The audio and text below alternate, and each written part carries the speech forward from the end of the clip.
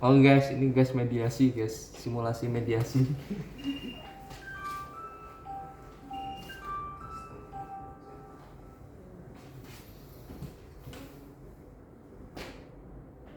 Sudah. Oke. Bismillahirrahmanirrahim. Silakan.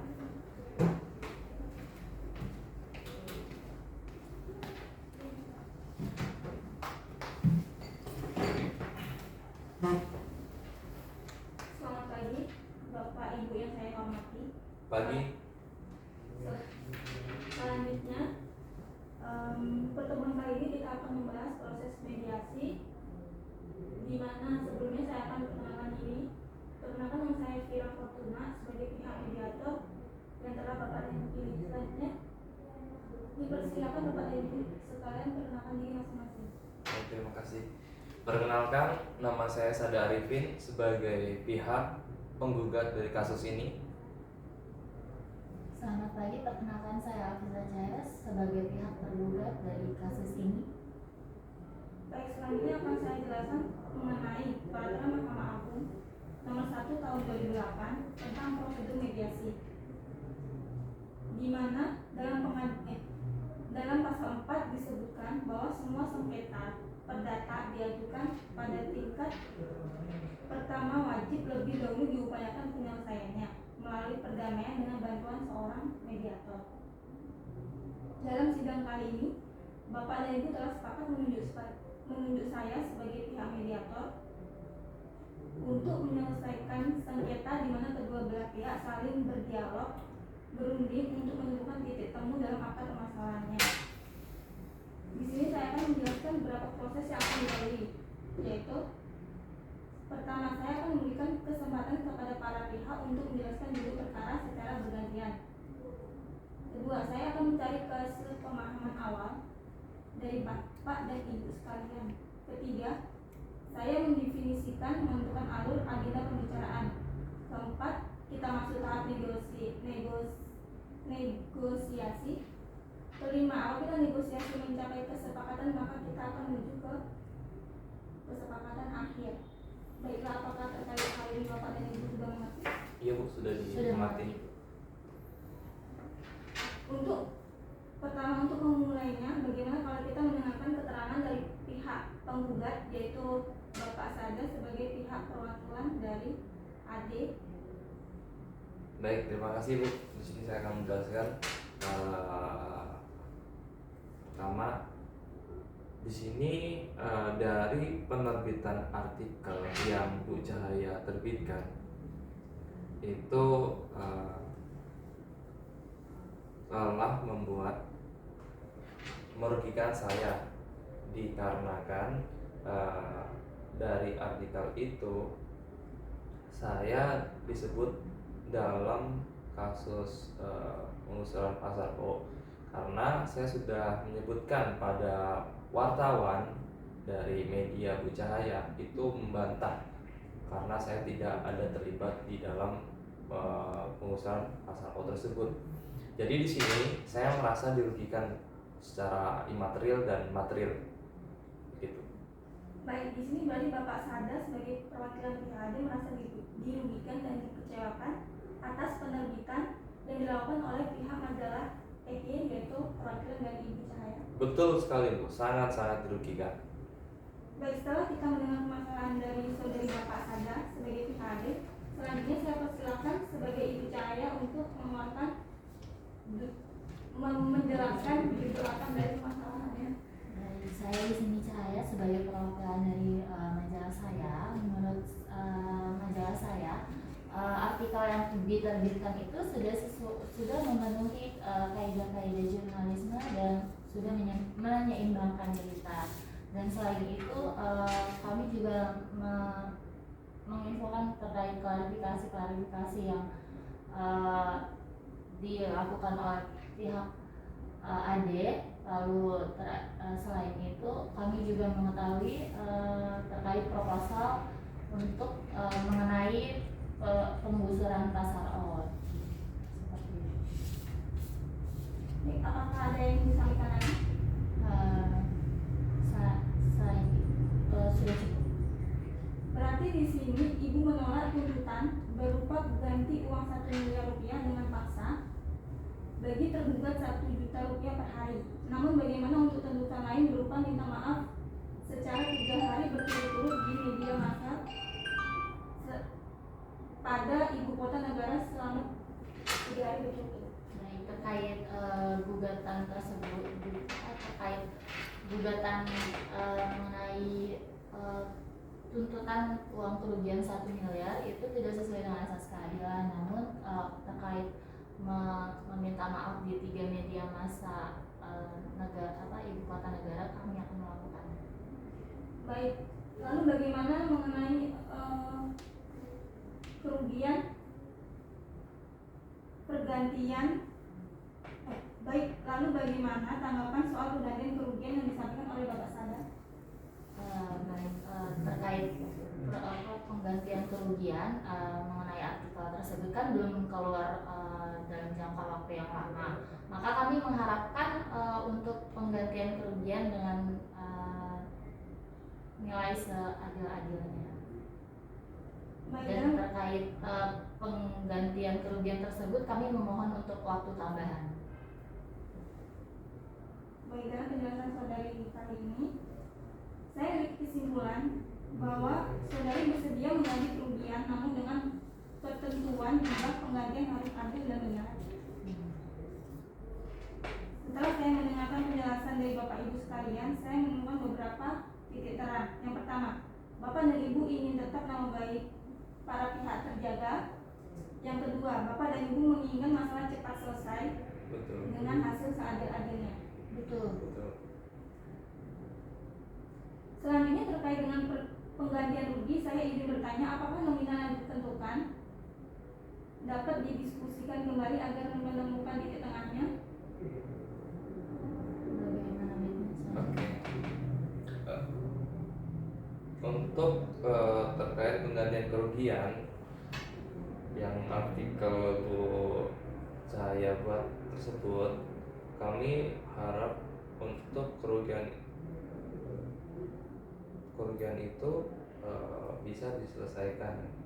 Nah, dalam jangka waktu itu paling lama 2 bulan untuk segera dilunasi kerugian tersebut. Baik, untuk permasalahan yaitu satu, saya akan menjabarkan satu, bagaimana menjaga nama baik kedua belah pihak. Kedua, bagaimana pergantian ganti rugi yang dilakukan oleh Ibu Cahaya sebagai pihak perwakilan majalah FY.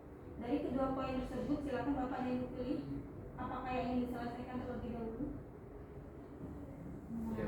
Lanjutkan saja. Baik, agenda pertama akan saya bahas mengenai nama baik. Lalu selanjutnya kita akan membahas mengenai ganti rugi.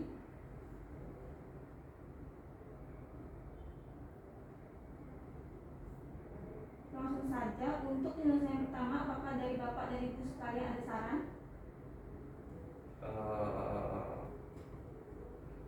Dari saya pertama ya Bu, terkait pihak majalah Bu Cahaya untuk segera mengklarifikasi dan mengajukan permohonan maaf kepada publik atas munculnya artikel tersebut yang membuat kerugian saya alami bisa diminimalisir sehingga jumlahnya bisa ditimbangkan. Apakah ada tanggapan lain dari Ibu Cahaya? Baik, nanti akan saya infokan kepada tim majalah kami bahwa kami akan segera menyiapkan terkait permohonan maaf kepada pihak AD di 3 media massa selama 3 hari berturut-turut. Baik, karena untuk agenda pertama telah mencapai kesepakatan, kita lanjutkan dengan agenda kedua mengenai penggantian kerugian jumlah rupiah yang dapat dipertimbangkan agar lebih ringan. Ya, kalau untuk terkait di situ bisa diminimalisir. Tapi untuk sebelum jumlah keringanan itu lebih sebelum keringanan diterbitkan itu harus segera diupayakan untuk diterbitkan klarifikasi permohonan maaf kepada Bu Cahaya oleh publik di media massa. Baik, untuk Ibu Cahaya apakah ada kesalahan atau tanggapan? Tidak ada. Mengenai dispensasi waktu, apakah ada pertimbangan dari pihak penggugat? Dispensasi waktu, baik, untuk dispensasi waktu itu kami memberikan dispensasi waktu selama 2 bulan atas untuk melunasi semua kerugian yang kami tuntut. Tapi sebelum waktu itu lebih baik harus mengupayakan permohonan maaf untuk ke publik di media massa selama 3 hari berturut-turut tadi harus segera diupayakan. Untuk pihak dari Ibu Cahaya apakah ada syarat yang ingin diajukan? Baik, terkait penggantian kerugian dalam bentuk uang akan kami lakukan dan kami juga akan meminta maaf di media massa. Namun kami keberatan untuk mengganti uang dalam jumlah 1 miliar dan uang tergugat itu yang 1 juta rupiah per hari. Baik, dalam proses mediasi kali ini sudah terjadi kesepakatan antara kedua belah pihak untuk pembayaran ganti rugi sebesar 100 juta rupiah dari pihak Ibu Cahaya sebagai pihak tergugat kepada pihak penggugat yaitu Bapak Sada akan dilakukan dalam kurun waktu 2 bulan dan permintaan maaf secara publik secara pihak penggugat yang dimuat pada 3 media massa ibu kota dilakukan selama 3 hari berturut-turut. Selanjutnya kita akan mempersiapkan kesepakatan perdamaian di mana akan dituangkan dalam kesepakatan dengan menambahkan 2 klausal. Yang pertama, apakah gugatan ini dicabut atau kesepakatan perdamaian dilakukan pada putusan majelis hakim yang melahirkan akta perdamaian. Mohon maaf Ibu, apakah dapat dijelaskan terkait 2 klausal tersebut? Saya akan menjelaskan perbedaannya. Apabila gugatan dicabut, maka kesepakatan perdamaian hanya mengikat kedua belah pihak, di mana apabila salah satu pihak ingkar janji, maka harus dilakukan gugatan kembali. Sedangkan untuk klausal yang menyebutkan kesepakatan perdamaian yang dikukuhkan oleh majelis hakim, maka akan menjadi akte perdamaian, sehingga apabila salah satu pihak prestasi atau ingkar janji, maka dapat dieksekusi langsung oleh pengadilan tempat dengan mengajukan gugatan kembali. Begitu perbedaannya, apakah bisa dimengerti? Sudah Bu, tapi lebih baiknya dari pengukuhan ini harus kita kukuhkan kepada majelis hakim supaya dari pihak majalah Bu Cahaya tidak terjadi manifestasi. Baik, apakah pihak tergugat ada tanggapan atau apa? Tidak ada. Untuk mediasi kali ini kita sudah menemukan titiknya, yaitu gugat begitu perbedaannya, dan apakah Ibu Cahaya bersedia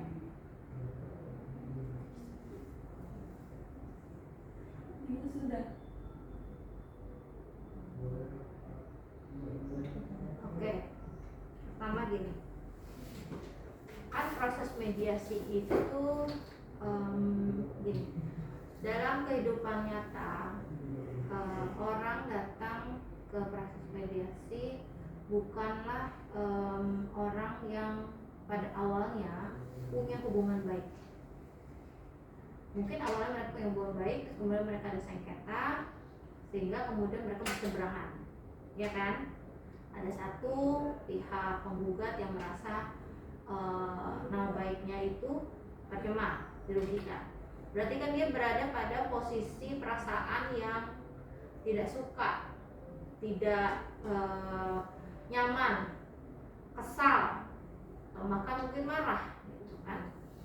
Nah, si tergugat menghadapi itu tentunya dia juga mungkin ada rasa takut karena misalnya digugat nih, gitu kan, atau misalnya diminta suruh, terus dilaporkan pula ada perasaan takut, perasaan bagaimana nih saya bisa keluar dari permasalahan ini. Jadi mereka berdua pada pihak yang berseberangan gitu. Nah tentunya di sini nggak ada tuh kayak itu kan kelihatan kayak baik-baik saja ya. Kelihatan baik-baik saja gitu kan. Ini kan kasus posisi. Jadi memang pasti untuk diperankan itu ya harus mencerminkan kondisi yang sebenarnya, namanya role play, harus mencerminkan kondisi yang sebenarnya. Jadi bukan sekedar kalau itu membaca buku jadinya kan, kalau hanya baca doang kan.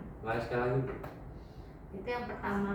Lalu kemudian yang kedua, dalam proses mediasi seorang ketika menghadapi dua pihak yang saling bersengketa seperti ini, si mediator itu kan dia ada pihak ketiga yang tadinya nggak tahu apa-apa, nggak terlibat masalah, dia di situ dan dia berperan untuk mencoba mendamaikan. Nah sekarang kalau misalnya kamu nih ada kedua belah, misalnya kamu lagi ada jual beli, terus kemudian jual beli tidak berhasil, kamu sama pihak penjual sama si pembeli itu paling ngotot gitu ya. Terus ada tiba-tiba misalnya pas satpam, sama masuk gini aja deh caranya. Kamu menurut kamu gimana? Tidak setuju. Kamu pasti akan siapa? Ya kan? Tiba-tiba masuk dalam urusan saya. Apakah Anda? Terus dilihat lagi, lu kan satpam, gitu kan? Terus apalagi misalnya dia datang, bapak ini sambil marah-marah, atau misalnya bapak saya, kalau menurut saya sih mungkin damai-damai aja, atau misalnya dia ngomongnya tuh kayak lempang-lempang gitu, itu pasti tidak akan ngerasa nyaman. Jadi seorang mediator itu kan dia berusaha harus menampilkan sisi dia yang terbaik supaya kemudian meyakinkan kedua belah pihak, karena dia awalnya orang baru, dia bukan orang, si penggugat bukan orang tergugat, dia bukan orang dekatnya. Pasti ada rasa curiga, ada rasa dari kedua belah pihak pasti ada rasa ini siapa sih? Nah misalnya kamu